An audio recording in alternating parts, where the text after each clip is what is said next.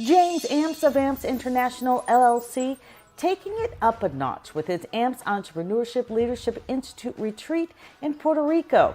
Students attending from Argentina, St. Thomas, St. Croix, and Puerto Rico. Some participants driving hours to attend.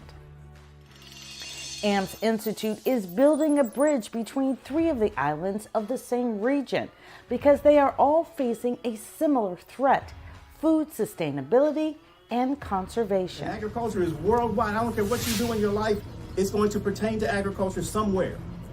Okay, I don't care if it's the clothes you wear, the foods you eat, whatever. The hair products you use is going to relate to agriculture somewhere.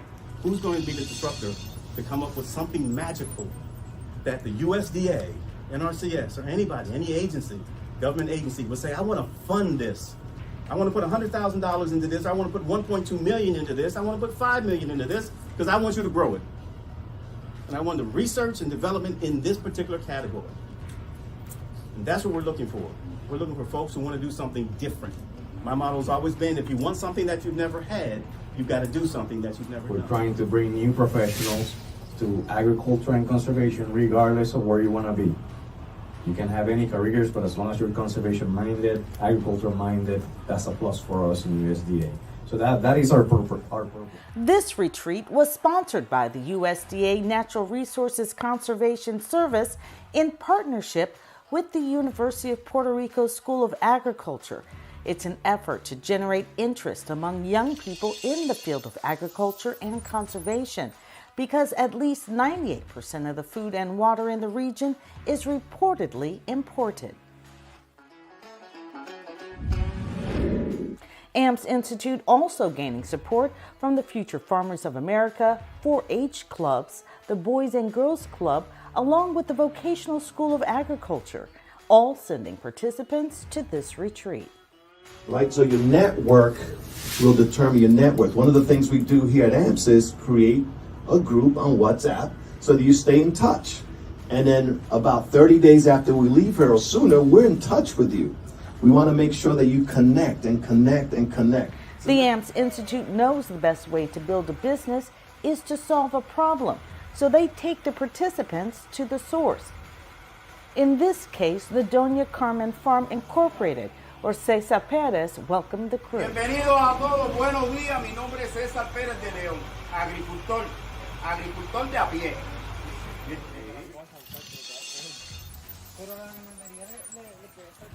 This is the most important part of the island.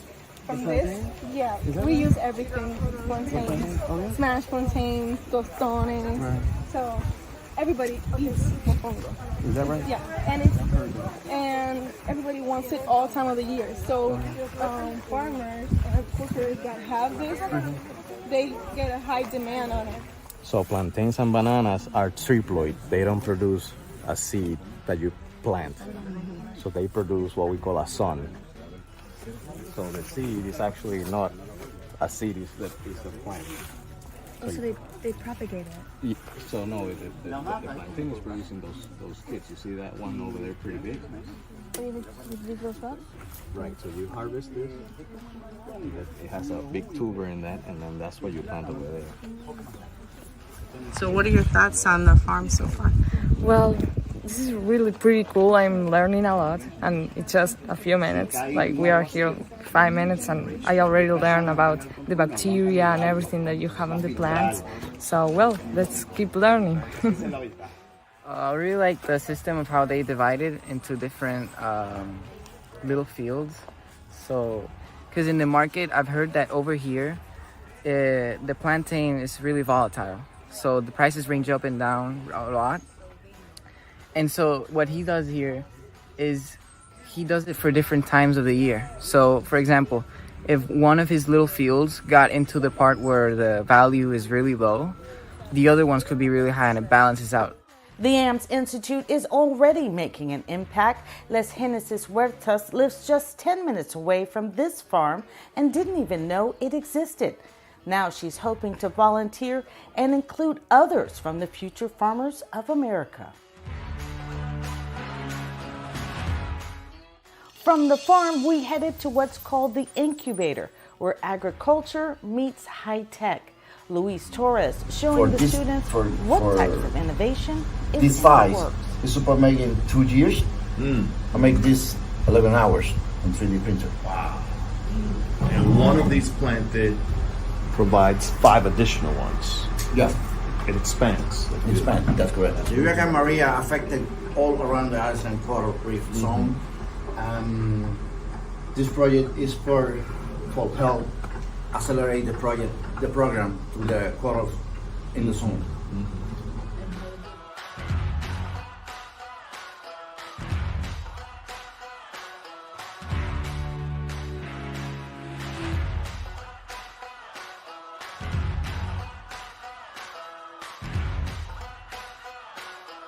Well, my name is Ivan Arocho. I am from San Sebastián, Puerto Rico. I have a farm about 18.6 acres. I think this technology is a good thing. It's more effective way because that robot gives you more information and it's very good for the cow. It can milk the cow 3 or more times a day. When we're talking about food production, we want a balance of technology and traditional farming methods in order to produce everything that we eat. So I think today we saw an example of a traditional farm where they have plantains. Well, so far plantains cannot be produced on a vertical garden system. Now, vertical gardens are very efficient for leafy greens, tomatoes, peppers. That can be very useful in cities, in different settings. So to feed a population, you need both methods. You need technology, you need vertical gardens, you need urban gardens, but you also need traditional farmers that have all the orchards, fruit, avocado, mangoes, because those don't grow on a hydroponic. What makes the makeup of these students so unique is that some only spoke English, while others only spoke Spanish. Yauco's rivers are better. The bilingual students stepping up to the challenge. Of the farmer itself having the marketplace. It's an obstacle these young entrepreneurs had to overcome in order to work together to develop a business for their pitch competition. My name is Juan Casimiro. Thank you. Good firm handshake, okay? Good eye contact, good smile. Oftentimes people shake hands, they don't even smile. Start with the smile and make sure that the handshake is a tight handshake, firm. Now what happens if her handshake is weak or soft? What perception may I get? Not confident. Maybe not confident. Maybe not interested in even meeting me, right? Smile creates another smile. See, you just did it, right? So why don't you look to your left and to your right and just simply smile to each other. Ay, qué lindo. All right. So it was time to put their ideas to work. Teams gathering together, brainstorming, and building a real business plan, including crunching the numbers. They had to face judges in the morning who were going to question what they learned. Wanting to try our business, which is compost. After a few months, we have a chief executive officer. Hi, my name is. After a few practice runs, it was time to take a moment of meditation, a walk to the beach for Midnight Madness, a personal moment for James Amps to thank each participant for coming and to encourage them. We'll get better together, but anything you need, man, we're right here. We're very proud of you for actually coming here for something that you never even knew about.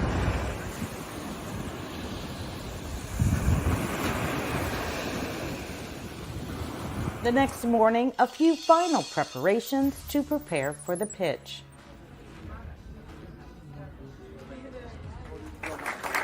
With the introduction of the judges, it was showtime. welcome safe for all. Good afternoon, my name is William Cruz. I am COO. Our business is called Safe for All, and our slogan is Be Happy, Be Healthy. I want to highlight that we are a non-profit botanical garden focused to serve and especially embrace a good mental health, providing a safe space from nature for everyone that needs it. Michelle Maynard, and I'm the CIO. Our competitors are the Cool Gardens, the Botanical Gardens of Caguas, and the Guanaca Sunflower Farm. The things that we're gonna need to start our business is gonna be permit and license, basic infrastructure, constructions, plants and trees, garden equipment and tools, and the store inventory. Good afternoon, my name is David Alejandro Matos Santos. I am the CEO. I'm from Puerto Rico and I live in Barranquitas. My English is no good, but I am practice and I am going to do my best. Good afternoon, my name is Laurelis Rivera Villanueva and I'm CMO of Wabi Compost. And let me just start with this. We live in a country where their wastelands are in their limits. And those wastelands have 30% of organic material waste. Apart from that, neighboring countries like St. Thomas, the Virgin Islands in general, have 2/3 of compostable materials that are yet to be used. How can youth learn, be motivated to reduce those percentages? From the process of the compost, how are you going to connect the school with the farmers or the agriculture? We're gonna connect the youth with the farmers. We already have some farmers that during the business plan, we call some local farmers we already knew. And we just ask a simple question. Well, are you willing to buy compost? How do you see compost? They said yes, and some even said that they don't find people that do compost for them. Doing compost apparently is really hard in Puerto Rico. One of the fincas that I talked to was Finca Perla Borincana, and I talked to one of the managers, and he told me that this business idea, it was really good because he was really interested in compost because it helped his terrain, and also in the school, the main target is that we can benefit the school because as public schools in Puerto Rico, we don't get a lot of funding for our school. So by making the profit, the students, the payment, I guess, for students will be community service hours because we have to get away with those hours, and also half of the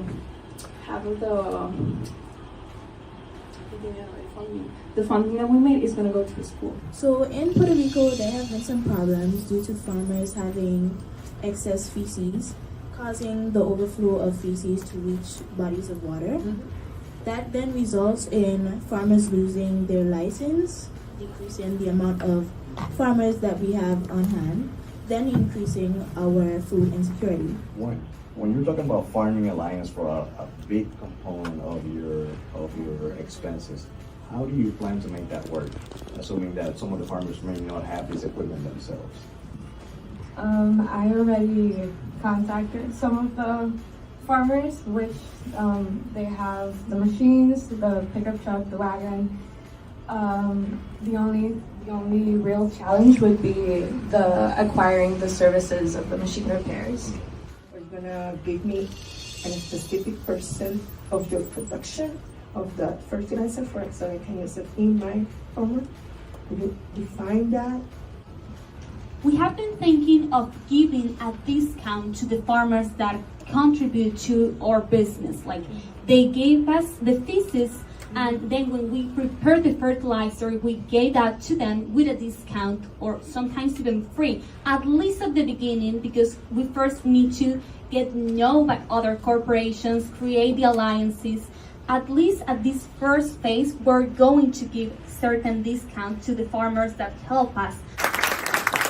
Well, good afternoon, everyone. I'm Jorge Iván Rivera Torres, CEO of Caribbean AGX, and I account with knowledge with farming and financials. And today we'll be presenting Caribbean AGX. Hello, my name is Susanna Calhoun. I am from St. Thomas, Virgin Islands, and I am the COO of Caribbean AGX, and my specialty is writing about social justice and equity issues. Good afternoon, dear judges. My name is Virginia Ciancia. I'm 16 years old. I live in Argentina, and I'm the founder and CMO of Caribbean AGX. And I'm the youngest person in Latin America to be certified by MEDA. Good afternoon, everyone. My name is Camila Muñiz. I'm the CBO of Caribbean AGX, and also I am a state former president of the organization Future Farmers of America, and I am an actual student of animal science and Privet. Good afternoon, everyone. My name is Ivan Arocho. I am the CFO of Caribbean AGX. I am from San Sebastián, Puerto Rico, and I am a farmer, and I study in agronomy. Well, what we want to do is create an e-commerce platform where farmers can buy products and farmers can get transport for the products, and where they can match and find workers for the products. It will be a company majorly focused on giving a service, and we will have a commission, and it's characterized by being a business entity as a partnership. Well, we have a surprise by the way for our sharks. Yes. You're a farmer, yes? What is your expectations in terms of outcomes for your, as you as a farmers with this company?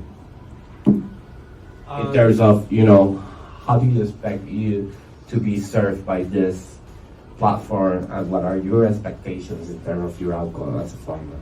Well, for example, I work with cows, and these days it's very difficult to find vaccines or medication for cows, and I think this website can help me to deliver my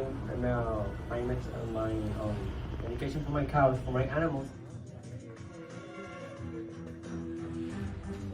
Si la compañía no le suple el agua, pues ellas no tienen nada. Por eso buscamos una mejor solución. I'm going to translate for him for what he said. His name is Daxel. He's our CIO, and he was the brains in all this project. He was a hands-on person that did everything. We took our technical and our imagination, and he made it work. So he had the idea of taking the salt water into a tank, purifying it into another tank so that could recycle into a vertical plant wall. So that was his idea, and that's our main project. How are you going to take that salt water desalination to a farm in the mountains? So basically, when we started talking, when we started doing our network thing, when we met her, she told us that they only had one company there that provided them water. The other thing, they relied on salt water. And that's why agriculture wasn't able to grow there. So we wanted to make sure that at least a community had a prototype that they can rely on for agriculture, because everything is important. My suggestion is for you to focus on the system, because the system is your real product. Yeah.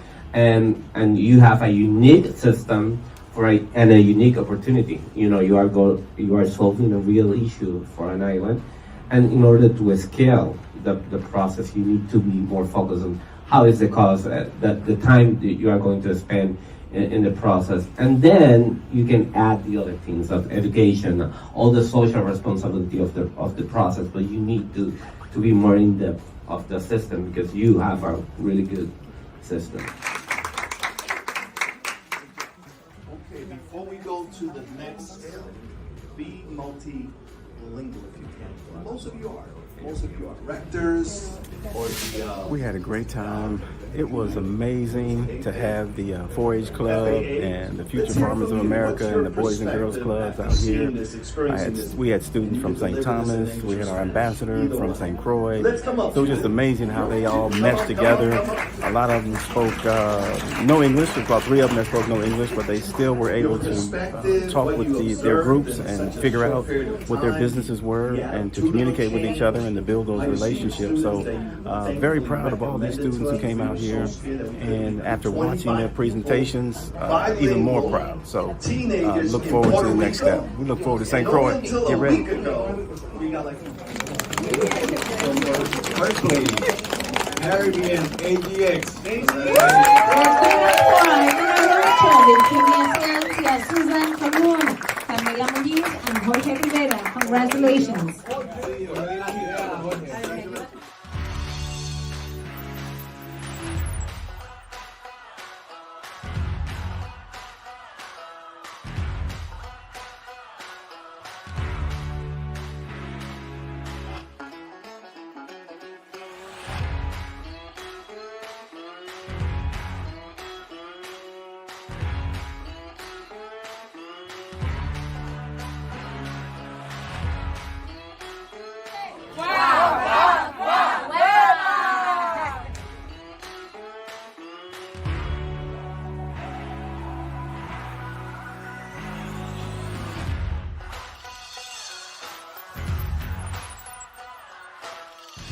For more information about James Amps of Amps International LLC or the Amps Entrepreneurship Leadership Institute Retreat, go to ampsinstitute.com.